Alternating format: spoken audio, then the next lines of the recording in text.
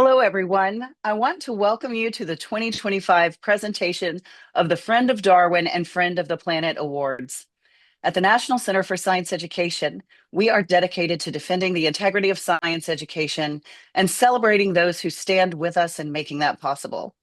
Aptly named for the pioneering naturalist, the Friend of Darwin Award honors those who have shown outstanding dedication to advancing our understanding of evolutionary theory, as well as the teaching of evolution in schools, and also combating efforts to undermine or censor the scientific understanding of evolution. The Friends of the Planet Award is given to individuals and organizations who've made notable contributions to promoting climate science and addressing climate change through education, advocacy, research, and policy work.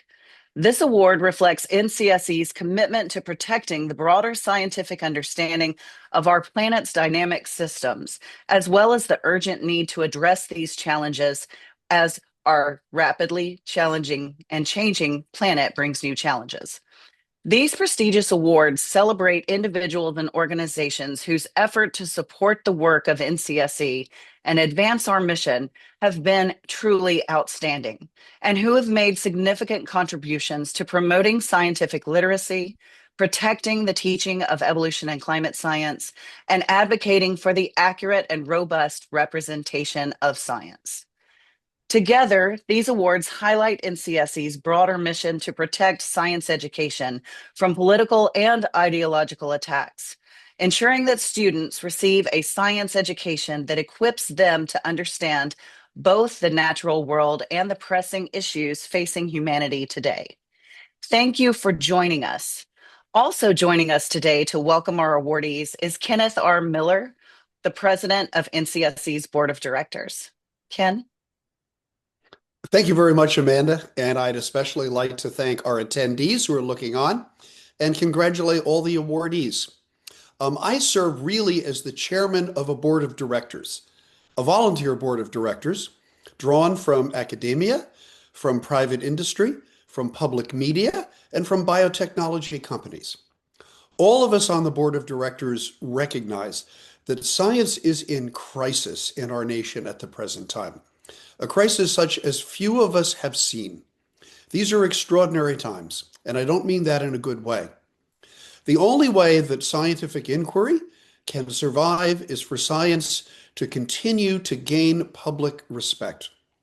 The important aspects of the Friends of the Planet and the Friends of Darwin Awards is that we seek to recognize those individuals who have made extraordinary contributions to climate science, to evolutionary biology, and above all, to the public understanding of science.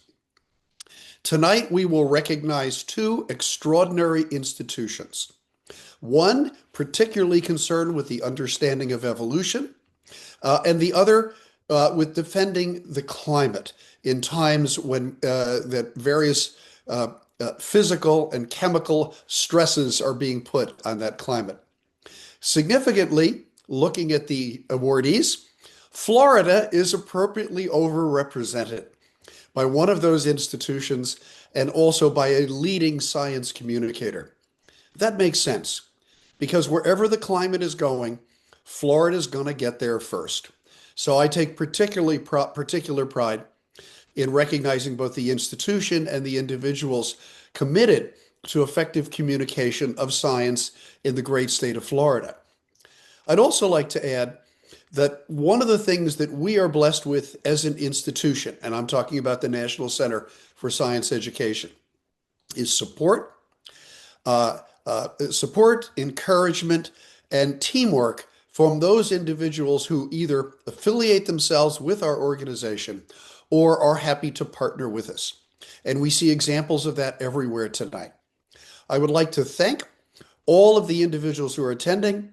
I want to congratulate the awardees, and I want to assure you that wherever science is threatened, and science education in particular, which is creating the scientific community of tomorrow, the National Center for Science Education will be there to defend science, to defend educators, and to promote the cause of reason and understanding upon which the scientific enterprise depends. Thank you so much, and congratulations to all the awardees. I'm Glenn Branch, the Deputy Director of NCSC, and I'm going to introduce our first Friend of Darwin awardee.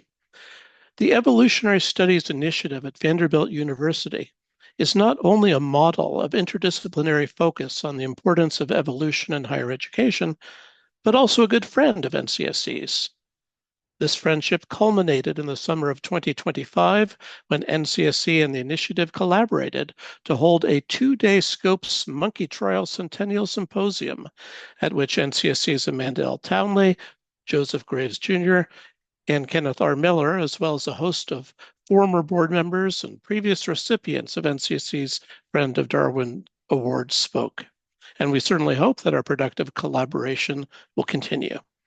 Accepting the award on behalf of the initiative is Antonis Rokas, an evolutionary biologist at Vanderbilt University who directs the initiative.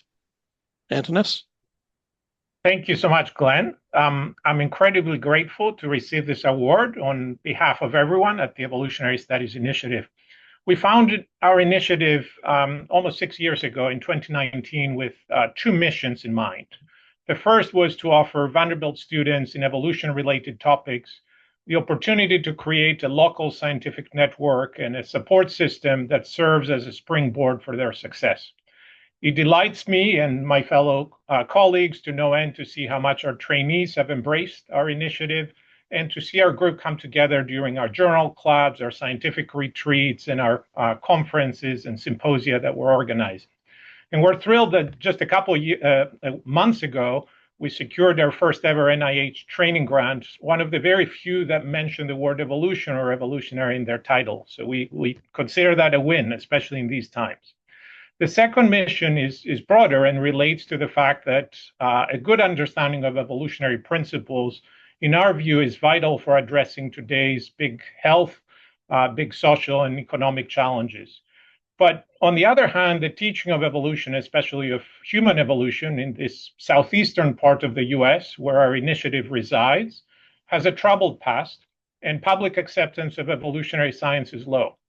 And as evolutionary scientists and biologists, we feel a sense of responsibility to contribute to evolution education.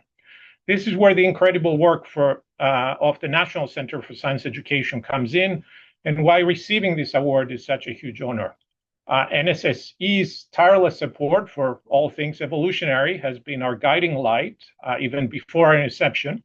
And we were thrilled to join forces with all of you and host the Scopes Monkey Trial Symposium to mark the trial centennial, almost to the very day this past July, where we jointly hosted world experts, including Ken, on the trial, on the history of creationism, on the relationship between religion and the teaching of evolution, and how we can teach evolution, on groups that have religious sensitivities, on the evolutionary process and its applications, and so on and so forth. And we've made all these talks freely available on YouTube so that everyone in the world can enjoy them and learn from them the importance of evolution, but also that only science belongs in science classrooms. Finally, I want to close by saying that establishing centers of excellence does not happen in a vacuum. And so I want to take this opportunity to publicly thank our staff, our trainees, our faculty, our advisory board, the Society for the Study of Evolution, which provided us with critical funding for our very nascent outreach efforts early on and gave us confidence to continue, as well as my university's administration for their unwavering support to our mission. So thank you again, and we're delighted that we're now officially Friends of Darwin. Thank you. Thank you so much, Antonis. I wanted to make sure that those joining us for the webinar know that if you have questions for any of our award winners, you can post those in the questions section, and we'll be addressing those after the awarding. Our first recognee for the Friend of the Planet Award is the CLEO Institute, a nonprofit, nonpartisan organization that is exclusively dedicated to climate education, advocacy, and engagement, seeking to build climate literacy and mobilize climate action for a just and resilient future. Focusing on Florida, a state of particular concern to NCSC right now, since its state standards are currently undergoing review and revision. In 2024, the CLEO Institute trained more than 800 teachers and engaged more than 4,500 students. It was honored by the Miami-Dade County Public Schools, which is the fourth largest district in the nation, for its decade-long efforts there. Accepting the award is the CLEO Institute's Executive Director, Yoca Arditi-Rocha. Thank you, Amanda, Kenneth, Glenn, and the entire National Center for Science Education community. This award means so much to all of us at the CLEO Institute. It's even a great honor to be recognized along so many remarkable leaders today. But I'm especially proud to share this space with John Morales, not only a trusted voice of science on the airwaves in English and Spanish, but also a valued member of the CLEO Institute's Board of Directors. NCSE has been steadfast defender of evidence-based science education. And at a time when truth is contested and classrooms are becoming political battlegrounds, your work, our work, matters deeply, especially in places like Florida, where climate literacy is urgently needed and increasingly under threat. We accept this honor with gratitude, but even deeper resolve. We're living through a moment when climate change is not only theoretical, it is reshaping truly our coast, flooding our neighborhoods, and bringing extreme heat to our daily lives. At the same time, we're witnessing efforts to silence science, remove climate facts from schools, and undermine the very institutions that protect public health. That is why this recognition is more than an award. It is a reminder that science must continue to guide us. At CLEO, our mission is grounded in the same values that guide NCSE: education, evidence, and community empowerment. And this year alone, CLEO has trained more than 5,000 students and over 900 teachers in climate literacy. Our community programs reach more than 10,000 Floridians, equipping families with knowledge and tools to prepare for heat, hurricanes, and flooding.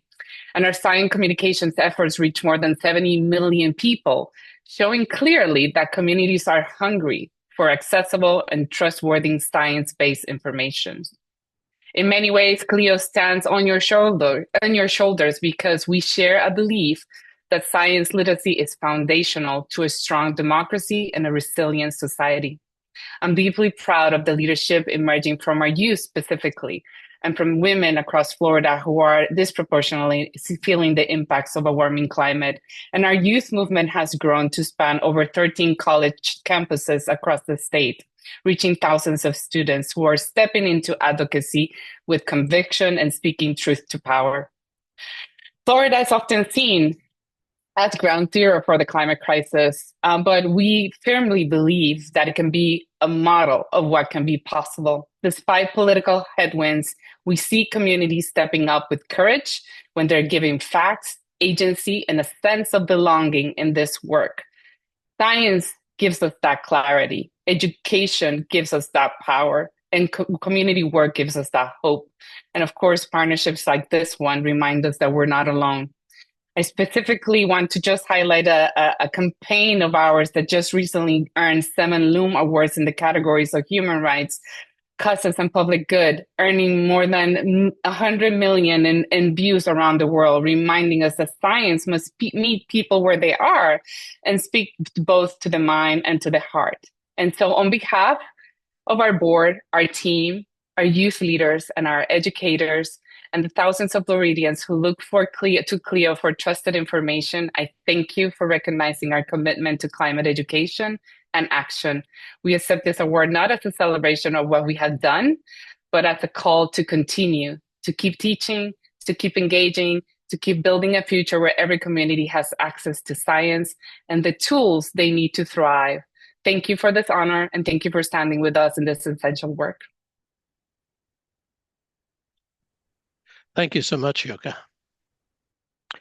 Next up is another Friend of Darwin awardee, Randolph M. Nesse, emeritus from the University of Michigan and Arizona State University, is among the founders of the disciplines of evolutionary medicine and evolutionary psychiatry, having co-authored Why We Get Sick with the evolutionary theorist George C. Williams and founded the International Society for Evolution, Medicine, and Public Health. These, of course, are disciplines that help to allay the pernicious misconception that understanding evolution is not practically important, so they're of particular interest to NCSC. Nesse has also been a reliable friend when there have been threats to evolution education in Arizona's public schools. Randy? Thanks so much, Glenn. And boy, do we all appreciate what NCSC has been doing and will continue to do. I don't think we'd be here today in nearly the same place if it wasn't for all of your efforts. And it's just wonderful. I also appreciated the fact that I think it was by accident that all three Darwin Award winners this year work in the area of evolutionary medicine. And yes, it's wonderful that we do practical work, but boy, oh boy, if only we could get that idea out to the rest of the world in a much better way. There are lots of examples about how evolution is useful, and for each one of them, I'm going to add a but, because we're only getting started. We now recognize that defenses like pain and fever and vomiting and anxiety are useful responses shaped by natural selection, and that false alarms are essential for an optimal control system. But most doctors don't know anything about that still, and they spend their days blocking normal defense reactions with medications, relieving suffering usefully, but without the basic scientific foundation. Cancer chemotherapy is being revolutionized by mathematical modeling and recognizing that cells within a tumor are competing with each other. But many cancer researchers are still thinking that there are distinct genetic kinds of cancer, not really grasping the fundamental principles of evolutionary biology. None is antibiotic resistance. As you may know, the E word is not used in almost all of the articles about antibiotic resistance. We're trying to change that. But worse yet, the great advance of finally stopping the habit of telling patients they need to take all the pills in the bottle to prevent antibiotic resistance in the community, which is nonsensical from an evolutionary point of view. The article announcing that made no mention of the work by evolutionary biologists for the previous 10 years, mathematical modeling showing that that would be a better way to go. On and on we could go. There's so many useful things, and I'd like to talk more about them, but instead I'm going to talk about how fascinating it is, because I think that the future comes with young people getting into studying evolutionary biology, and just giving them a standard course and making them memorize things and spout it back is not going to work. The way I got into it and the way I try to teach my students, and I hope we all will, is by encouraging students to pick up big questions and try to answer them, even though it's very hard to find answers to many of these questions. Why is it that natural selection didn't eliminate aging? And why do men have shorter lifespans than women, and in what species? And why do some species have 2 offspring instead of 8? Why do genes for schizophrenia persist? What is it about modern environments that makes myopia so common now? Why is social anxiety so common? Is grief useful, or is it just an epiphenomenon? Is the birth canal narrow just because heads got bigger, or is there a trade-off with locomotion? What is it about epilepsy as a failure mode that makes it result from so many different causes? What is it that makes autoimmune diseases so common now? The greatest privilege in my career has been teaching students who take on such questions and dive into it, not knowing all that much at the beginning, but trying to find the resources and think critically about alternative possible explanations. I think getting kids interested in these fascinating kinds of questions early on is going to lead to the changes we really need. But we really do need them. But there are now evolutionary medicine courses in most R1 universities in the United States. But there is no medical school that teaches evolution the way they teach physiology or genetics. In fact, most have not even a single lecture. It's not the fault of the deans. They don't have the staff. And there's another thing that's awkward to talk about. None of us can know enough. None of us who practice medicine can possibly know enough evolutionary biology to be fully sophisticated. I've had the wonderful privilege of happening upon relationships with evolutionary biologists. I didn't know that George Williams and Bill Hamilton were super famous. They just were very interested in talking about evolution and medicine. And if we can encourage our colleagues to be more accepting of ignorant doctors and welcoming them to the field and the charge, I think that's going to do a lot of good too. So kudos to NCSE and to other members of the panel and the awardees today. We're so grateful to be with you today, and so looking forward to seeing what we all accomplish in the future. Thank you so much, Randolph. Our next awardee for Friend of the Planet is Kim Cobb, a professor in environment and society, as well as earth, environmental, and planetary sciences at Brown University. As a climate scientist, she uses observations of past and present climate to advance our understanding of future climate change impacts, with a focus on climate extremes and coastal flooding. She is also notable for her public and outreach engagement efforts on climate change, including appearing in the documentary Years of Living Dangerously. Kim? Thanks so much. What an honor to be here today. And you mentioned that documentary. These are indeed years of living dangerously in science. So I just want to start out my comments by remarking about how honored I am to be amongst this particular group of awardees. So many science superstars who've devoted so much time, passion, and talent to stewarding science through this tumultuous chapter.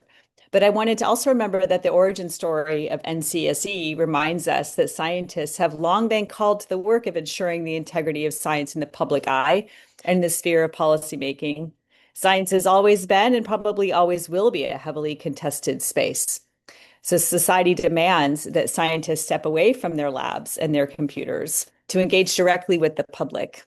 In K through 12 classrooms, in the halls of Congress, on the TV, radio, yes, on social media, and wherever else the demand for scientific information can be met. I typically refer to this effort in general as public engagement. The real question is how science-based institutions and network can support this work when the traditional metrics of science value have systematically undervalued this work. We are beginning to see the cumulative damage of sidelining too many colleagues who may otherwise feel compelled to lend their voice to this important effort. So then what inspired me to invest in the work of public engagement in its many forms over the last decade or more? For one, my colleagues who wake up every day wondering how they can hone their public engagement skills that were not gained in their formal training, by the way, to move the needle of public awareness and support for science. They inspire me to no end. Many of them are deeply involved in NCSE, and so this is a community that I deeply value and am really proud to be a part of. And second, my mentees, many of whom look around at a world where the fabric of science right now, the trust that underpins our funding and directs our most impactful work towards policy and the public good, is profoundly at threat.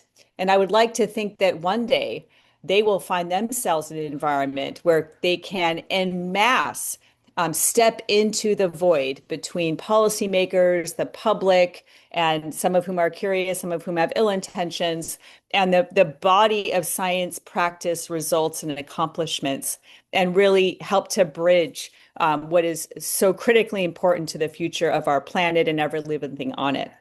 So that is what keeps me going. And I'd like to take a moment to thank those many students, those many postdocs who have inspired me over decades of this work and who, again, keep me thinking about what kind of training, what kind of opportunities one can provide to the next generation as senior academics, if you will. I'd also like to recognize sustained funding from the National Science Foundation and the National Oceanic and Atmospheric Administration for supporting climate science for many, many decades to a point right now where we have the results that we have that are guiding policy so very clearly in so many regions of the world and so many scales of policy. We can't take it for granted, absolutely, especially in this moment. And I want to really recognize their roles uniquely.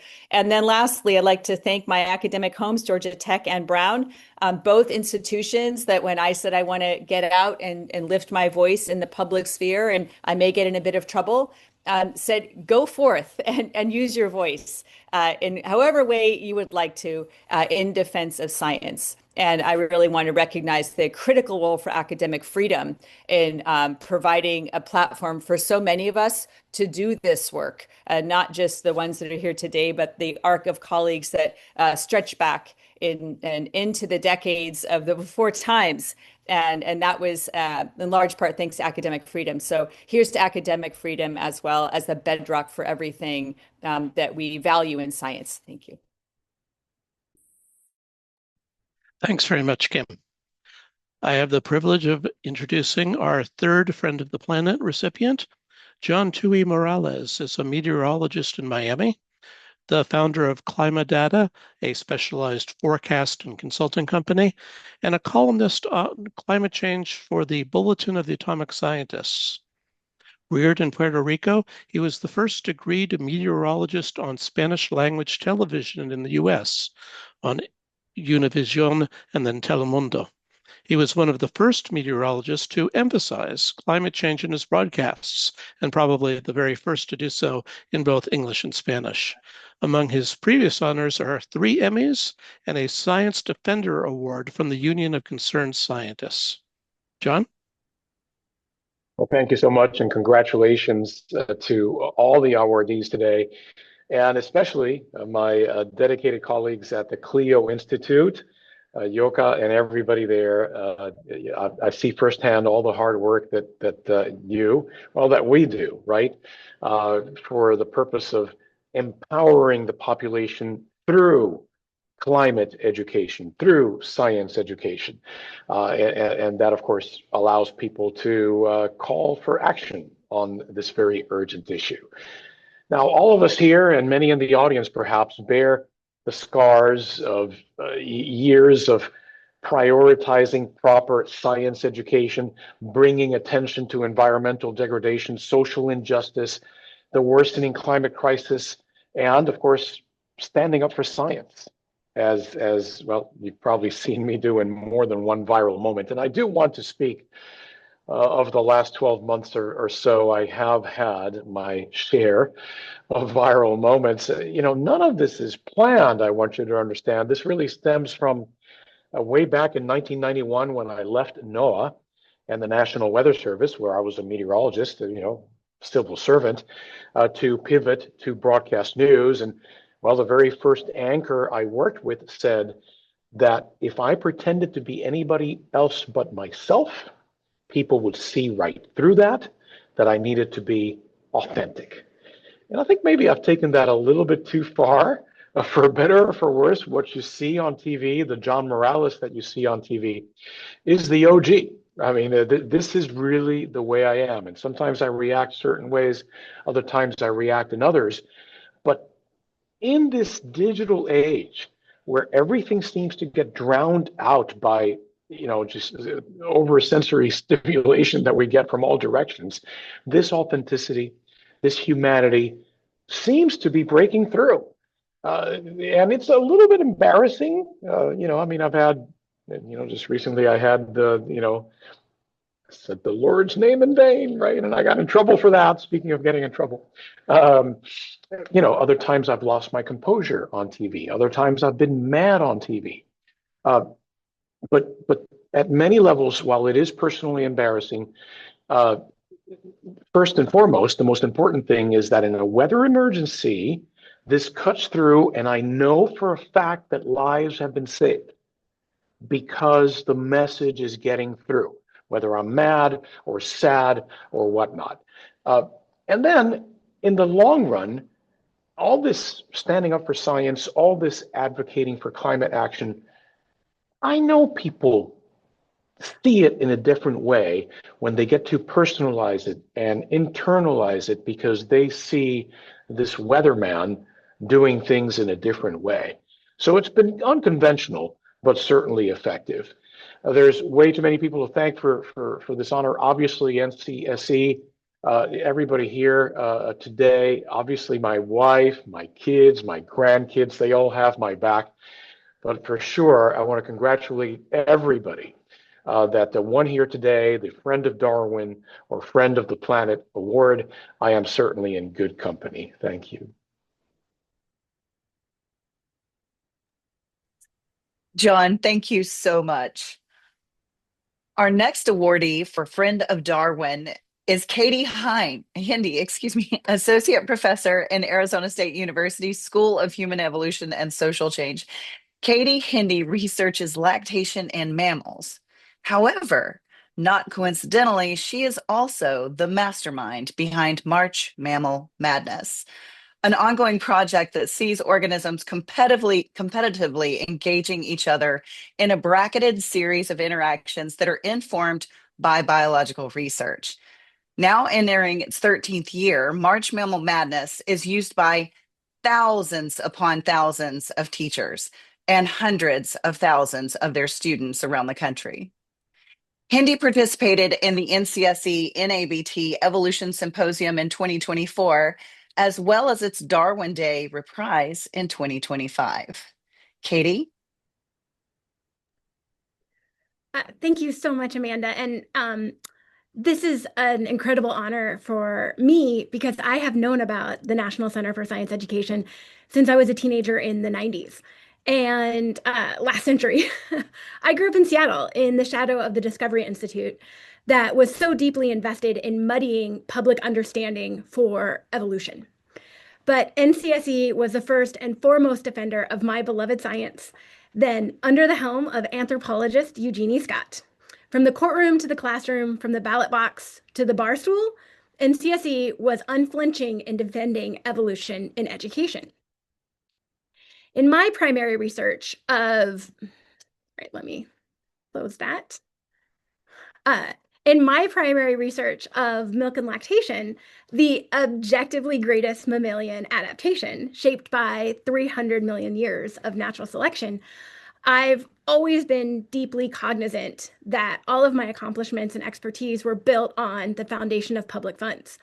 Grants funded research and training from the National Science Foundation, the National Institutes of Health. And so for me, public engagement in science education, in science outreach, in science activities that were informed by lactation, milk, mothers and infants, their health and well-being, that was always part of the social contract for me as a scholar. So I've, for 2 decades, been actively engaged in sharing that expertise with clinicians, fellow scholars across the life sciences and the social sciences, policymakers, educators, parents, industry, and the general public even more widely. But as you mentioned, the domain of my scholarly portfolio that has probably had the greatest reach and impact has been March Mammal Madness.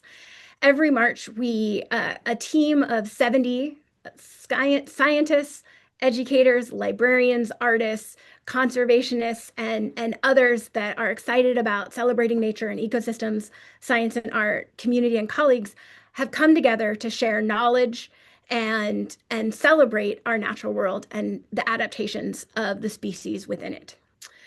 So we have been reaching over 10,000 educators annually, over 1 million learners in 2025. And this has been made possible not just because of education around evolution, but the way evolutionary social sciences have provided insights into how humans are adapted to learn. So humans are adapted in our cognitive architecture to be story learners. And when we can take stories of nature, stories of animals, stories of plants, stories of scientists, and weave those together into incredible narratives, it is more engaging to the human mind at all ages, from childhood into our geriatric period. I am just the ringleader of March Mammal Madness, but this is made possible by contributions of all the people that I've mentioned, all the different fields and expertises coming together to put together something extraordinary. And we are particularly thankful of all of our contributors and NCSE for doing so much to spotlight, highlight, and harmonize lesson plans in 2024 and 2025. And honestly, even before that, I'd always been looking to NCSE's decades as a model of lesson plan creation and education outreach materials that have inspired and guided me and the other members of March Mammal Madness into the stretch goals of how we've been expanding our educational portfolio to teach people about evolution, animals, nature, and science. All of this is to just heartily express how honored and humbled I am to be a recipient of the Friend of Darwin Award, and just thank you so much for including me among this incredible lineup of people that are making impacts, small and large, day after day, at a time where it's needed more than ever. Thank you. Katie, thank you so much. And we have some questions. So I will direct everyone to the speaker of whom the question is being asked. And our first question is for John Morales. You were a pioneer in the effort to recruit broadcast meteorologists to discuss climate change with their audiences. What do you think the biggest past achievements and biggest future challenges are for this effort? Well, thanks for the question. Biggest past achievements, I have to immediately think of Jim Gandy, a pioneer along with Climate Central. Climate Central is an organization also looking to educate folks about the state of the science of climate change. And well over 10 years ago, I want to say it was a dozen years ago, they came up with this Climate Matters bulletin that would go out every week to broadcast meteorologists. And now it goes out to well over 1,000 of them in both English and Spanish. But back then, it was just a project being conducted in Columbia, South Carolina, with this older but very respected broadcast meteorologist. And he dared start providing climate context and weather segments on television in, a very red state. And lo and behold, people were not offended, and they were not calling for his head. And that was really gained a foothold, and then I think others dared to do it. In the beginning, there were only a handful of us. Mike Nelson in Denver, Jim Gandy I mentioned, and maybe one or two other people. Now that's expanded, but you know what? Not enough, right? There are not enough broadcast meteorologists providing that climate context that I really think people need, particularly when we see extreme weather events becoming more frequent and more severe. And there's attribution science that's robust enough for us to know what the connections with the changing climate are. So why not speak more to this? If we're asked to speak about shooting stars, earthquakes, volcanoes, eclipses, and Lord knows what else, why can't we speak about the changing climate and the human connections to it? So hopefully going forward, more of us will be doing that. Thank you so much, John. Katie, one of our attendees asks, in a TED talk that you gave a while ago, you explained that mother's milk is older than dinosaurs, which they found surprising. Can you say a few words about the evolutionary origins of lactation? Yeah, that is a great question. Thank you for this opportunity. We know that the synthesis of a biofluid for young arose very, very early after the split between the synapsids that would become therapsids and eventually mammals, and the sauropsids, which would become birds and dinosaurs. And this earliest substance was likely either a means of hydration that would cross permeable eggs that the synapsids were laying on land, or it was immunofactors that were transferred to help protect these new hatchlings from pathogens. There was really strong selection over the next 100 million years until about 205 million years ago, before the age of dinosaurs, where we get to see that there is the first complex milk that provides nutrients and is a complete food. Now, how do we know that, right? Because milk and soft tissues do not fossilize. But the evidence comes from that being the origin of milk teeth and these not able to chew or masticate food at hatching. For those young to have survived, their parents were providing them a much more complex fluid. There's other kinds of evidence for that too, but mammals were in existence in the age of dinosaurs and had been producing complex milk and nurturing young. And we just outlasted them because milk allows mothers to provide nutrients to young in conditions where there is no other food. And in the demise of the dinosaurs in that period of darkness, and when many other lineages lost most of their individuals of their species, mammalian mothers were able to provide nourishment during those dark times because milk allows the rearing of young in places where food may not otherwise be available. Thank you.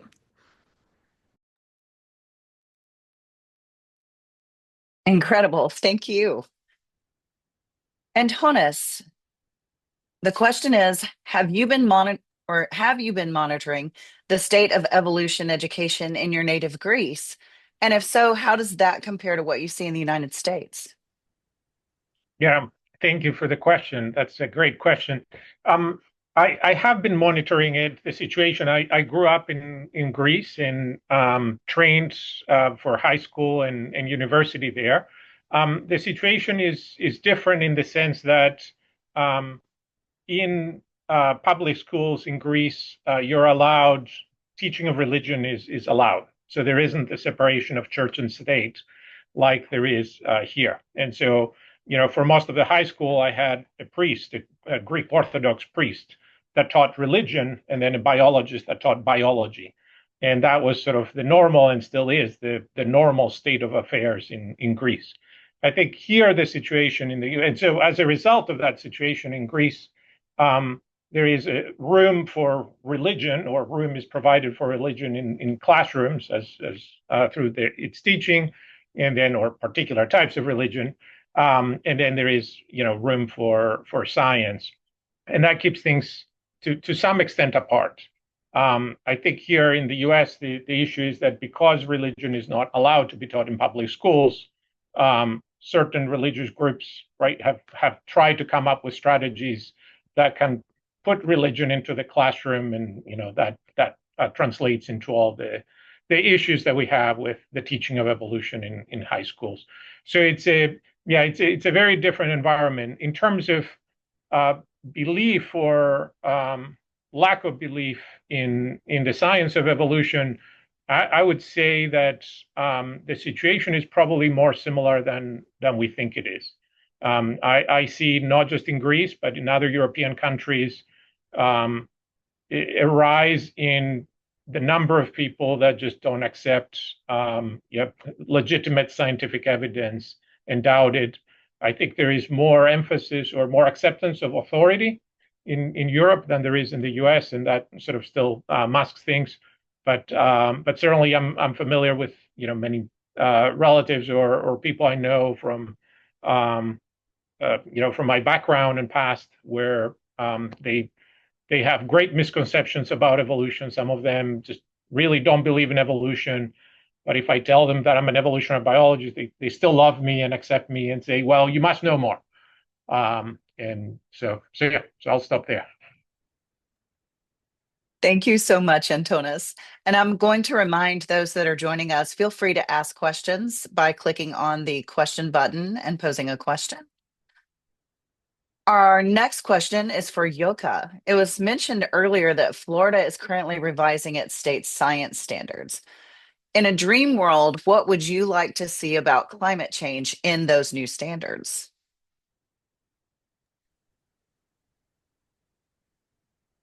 Thank you for the question. I would love to see true, accurate climate science be embedded in our scientific standards. Right now, the way climate change is being taught at school level is very broad.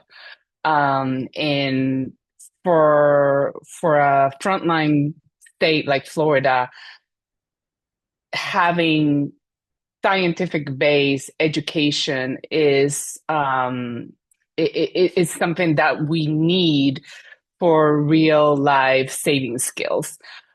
We need to prepare our next future generations with the kind of skill sets that they need to thrive in a rapidly warming climate. Building resilience is obviously crucial for our frontline communities, and school is obviously the first place where we must embed scientific learning. And so we're hoping that even though the revisions have been a bit on the back end, that we see a more accurate standard review coming out on the other end. Now, that said, Florida is facing increasing politically headwinds, as I mentioned in my acceptance speech. We are obviously battling ultra-conservative misinformation and disinformation machine that is being sponsored by the very same polluting industry that is warming our planet. And so it's not looking good. And so my hope is that advocacy continues, continue educational efforts outside schools can also help us raise the awareness that our communities need. But my hope is that obviously science continue to lead the science standards as they need to be, and not by ideology, as many of these ultra-conservative machines are trying to embed in our public education system. Thank you, Yoca. And you know that NCSE will be right there with you helping fight that battle. I hope so. Randolph. We're counting on your support. We'll be there. Randy, visiting physicians is perhaps the closest many people will get to talking to an evolutionary scientist. Is there any prospect of recruiting physicians to reinforce the message that understanding evolution is practically important? That's a very tricky question, isn't it? I'd love to imagine that we should all help our patients to understand that evolution is not a boogeyman and a regular part of everything. On the other hand, in my practice, there are many, many people who are frightened by the whole idea of evolution. And if you start talking to them about, actually, it's natural selection that shaped the capacity for anxiety, and this is evolution, it's not good for their treatment. And the first priority always has to be what's best for their treatment. So I end up talking about the functional significance of things like anxiety and fever and cough and nausea in practical ways with people. And then, if I can, and I know the person is educated and probably been responsive, then I can go further. But we have to be very careful in medicine to always put the needs of the patient first. On the other hand, when there's a chance to talk about antibiotic resistance in particular, I go ahead and talk about evolution happening, and because that's a place where everybody should recognize what's really going on and the impediment, the lack of progress because of people not accepting that it's evolution that's really responsible. In cancer too, I started talking more directly with patients about there's competition between cells. This is just like the way evolution works. It's evolution that is involved. But I don't lead with the topic. I try to work into it from a practical standpoint. And I think that just works a whole lot better instead of getting people's defenses up prematurely. Great question. And thank you so much for a fantastic answer. Our next question to Katie. I visited a high school in the rural Minisink Valley. I may have said that improperly, of New York State today, and Mr. McGann and his students at the Seward Institute had been utterly enthralled by March Mammal Madness. What message would you like to send to teachers and students who have become so excited about evolutionary connections to furry friends and other non-furry friends through your work? My message is, well, one, it's always the slogan of the tournament, which is, if you're learning, you're winning. So obviously I always have to get that one in, but just thank you so much for getting engaged and getting excited and being a part of this really, really vibrant community. It's been overwhelming to me to see the ways in which entire classrooms or schools or even towns with cross-school rivalries will begin building these kinds of competitions about who can best predict what's going to happen in the tournament. And of course, just to be clear, these are all simulated encounters where we use the primary scholarly literature and turn into the those scientific observations into a play-by-play dynamic between the combatants that don't even necessarily fight. They might not recognize each other. They might not have a predator-prey dynamic. They might have any number of real world sorts of engagements. And so I would say thank you for playing. Thank you for learning, and just always stay curious about the natural world. And each year I find out about new animals I didn't know existed because of March Mammal Madness. And so always always be ready that there's more to learn than we could possibly ever accomplish in our entire lifetime, but that shouldn't keep us from trying. I love that. Kim, a question for you says, I understand that your background was undergraduate pre-med when you decided to shift and study climate science instead. Can you tell us what led to that decision, and with a sub note of in a way that won't offend any of the evolutionary medicine people? Oh my goodness. So interesting. Thanks for that great question. That takes me way back, I suppose. But I think one of the reasons why I just pointed my nose in the direction of pre-med is because that was the only examples of scientists that I had nearby when I was growing up in a small town in rural Western Massachusetts. And so, that was what somebody did when you had an affinity for science and math. And so it really wasn't until I was halfway through college, embarrassingly enough, that I kind of realized, there's a whole world of science out there that I had really very little idea existed. And kind of started thinking about, what drives me internally, and started to realize, of course, that climate change was something I was just hearing on the whispers of cutting edge classroom materials, coming into our classrooms from the peer-reviewed literature back in the early 90s, in college. And that kind of, discovery, to watch my professors, pull that into the classroom and help us think about what the implications of this would be if this were right in 20 years, 50 years, 100 years, frankly blew my mind. And so I quickly decided that this probably was a thing.